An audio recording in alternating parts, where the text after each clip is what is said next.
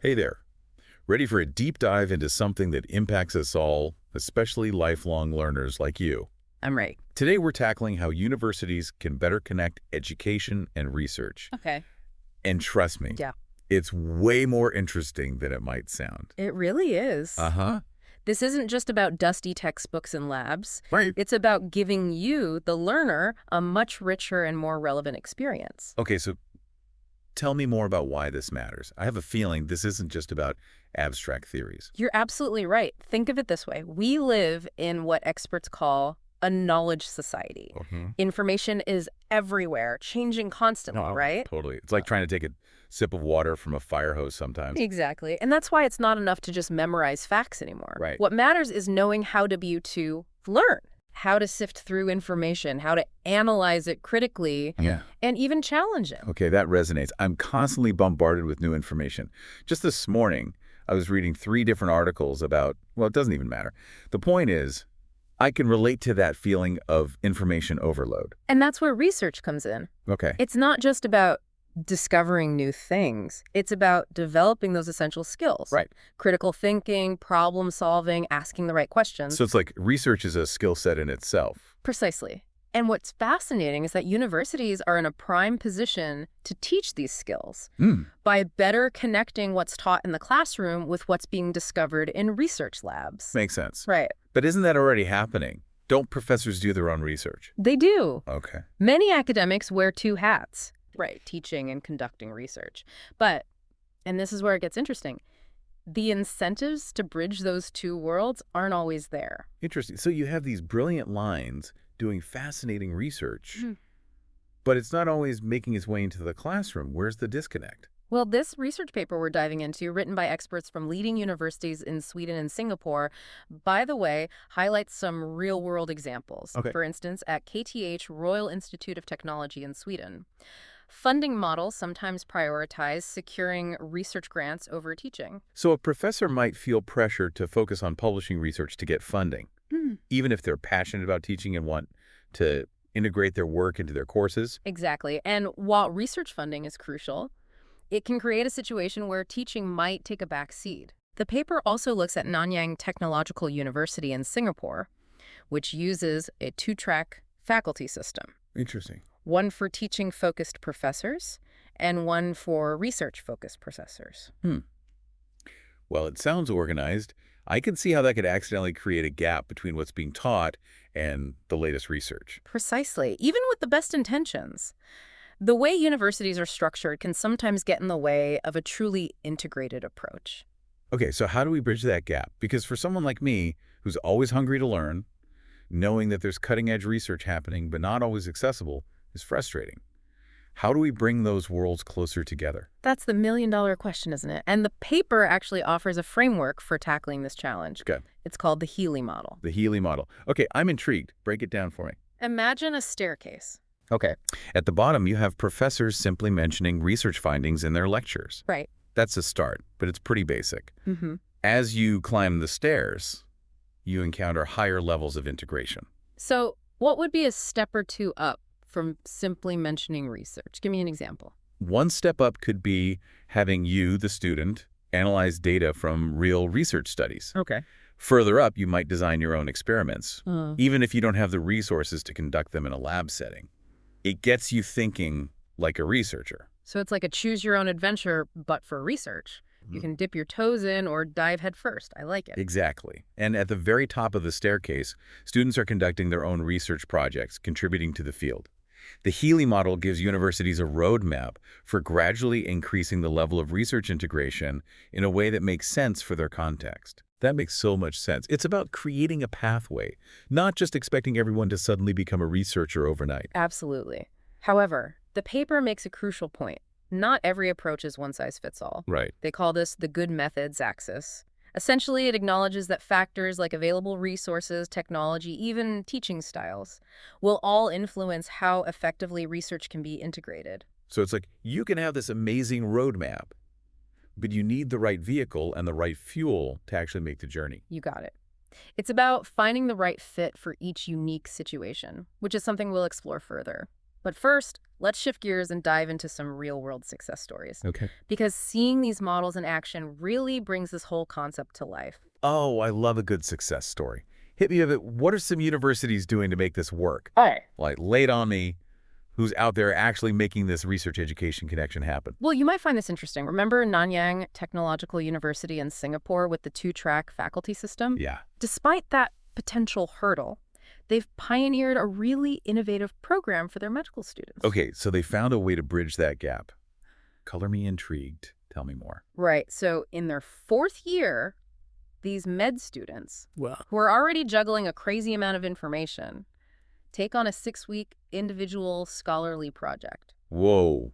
A deep dive into research while they're knee-deep in medical studies. That's intense. Exactly. And it works. This program pushes them beyond textbooks and lectures. They Yeah. design studies, analyze data, and really start thinking like researchers. Wow. So they're not just learning about research. They're Mhm. actually doing it. What a valuable experience. Yeah. Especially at that stage of their education. It's a brilliant example of how universities can create opportunities for authentic research experience, even within demanding programs.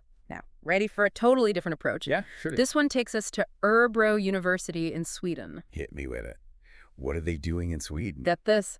They have their psychology students organize a full-blown professional research conference. Wait. The students are running the show. Not just attending, but actually organizing it. That's incredible. It's amazing, and it teaches them so much more than just the content of the research being presented. Think about it. They're handling logistics, communicating with academics, Yeah. figuring out how to present complex information to a professional audience. Those are some serious real-world skills. It's like they're getting a crash course in event planning, academic communication, and research all in one. You've got it. And it really highlights how integrating research isn't always about conducting experiments in a lab. Right. It's about engaging with the process of research in all its different forms. I love that. Okay, this is inspiring. Do you have one more success story up your sleeve? All right, one more. And this one takes us back to the lab. This time we're at the Karolinska Institute, also in Sweden. Yeah. Their biomedicine students participate in a fascinating discovery-based virology lab. Discovery-based. Okay, you definitely have my attention. What does that even mean in this context? So imagine this. Instead of following a predetermined lab protocol, these students are given unlabeled samples of viruses. They're challenged to use their knowledge and problem-solving skills to identify them. Oh, wow. It's like a scientific detective story. They have to use their deductive reasoning and lab skills to crack the case of the mysterious virus. Exactly. It makes learning engaging, relevant, and really drives home the importance of critical thinking in a research setting. But and this is something the research paper emphasizes, it's not enough to simply throw students into these experiences. You're right. There needs to be some structure around it. What are some ways that universities can make sure these innovative approaches are actually effective? How do they measure success? You're hitting on a crucial point, and thankfully it's something that universities are starting to prioritize. The paper points to some promising developments. For instance, Sweden's national quality assurance system now includes specific criteria focused on the link between teaching and research. Oh, that's interesting. So it's not just about evaluating teaching or research in isolation anymore, but looking at how well they're intertwined. You got it. And it seems to be driving some positive changes. Universities are placing more emphasis on research methodology courses, requiring higher qualifications for thesis supervisors, and overall really focusing on developing those critical analysis skills we've been talking about. That's fantastic. It sounds like they're taking concrete steps to ensure quality and create a more consistent experience for students. Exactly. Now, shifting gears geographically, Singapore has a really interesting approach as well. The paper highlights the National Institute of Education, or NIE, as a prime example. Okay. They have this impressive link between the research they conduct and its direct application in shaping education policy and practice. Wow. So it's like a feedback loop. The research informs policy, which then influences what's happening in classrooms, which can then spark new research questions. Precisely. They've created this amazing ecosystem where research and practice are in constant dialogue with each other. They even have publications like Sing Teach and Knowledge Bites, which are specifically designed to bridge the gap between academic research findings and what's happening in classrooms. That's such a smart approach. Making research accessible to educators ensures that they're equipped with the latest knowledge and tools to support their students. These success stories are truly inspiring. It really seems like we're witnessing a positive shift in how universities approach this connection between research and education. Absolutely. And what's even more exciting is this isn't just happening in silos.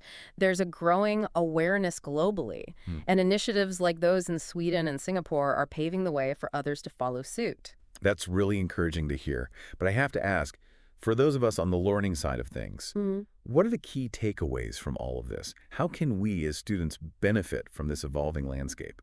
That's the million-dollar question, right? And I think the biggest takeaway is empowerment through knowledge. Now that you're aware of these different models of research integration, like the Healey model and the good methods axis, you can start to identify learning opportunities that resonate with you. So it's about being proactive, being aware of the different levels of research integration, and then seeking out those experiences that align with my own learning style and goals. Precisely. Don't be afraid to ask questions. When choosing courses, go beyond the syllabus and inquire about how research is incorporated. Will you get to analyze data, design experiments, or even contribute to a publication?